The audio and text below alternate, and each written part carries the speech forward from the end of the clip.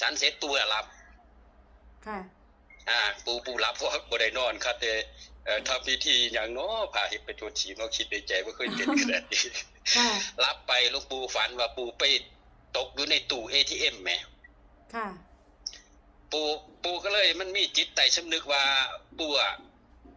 อินดิโยกอยู่ 3,000 4,000 บาทที่เพิ่นไปเอามาปูเลยไปกดว่าอยากใส่นิยมคืนปูก็เลยเสียบัตรเข้าไปมันไหลออกมาบ่หยุดบ่หย่อนโยมเอ้ยเงินติคะแม่นเป็นปริศนาแห้งนี่จนปูสะดุ้งตื่นเลยแหมเป็นกองแบบปูก็ตกใจยันเขาโทษปูนะว่าเฮ็ดเครื่องเขาพังนะค่ะ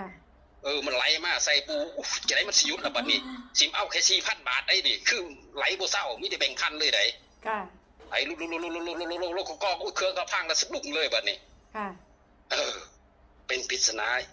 โอ้สุดยอดแอ้ปูว่าคิดฮอด FC คิดฮอดปินเด้เนาะโดนัทเลยได้ซันโดนัทแล้วบัดนี้ค่ะมีซับนี้ได้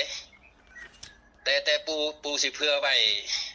เลขบัญชีปูนำลงท้ายด้วย51ไว้นำเด้อ51ว่าติคะโยมแหละฮู้อยู่ดอกเนาะ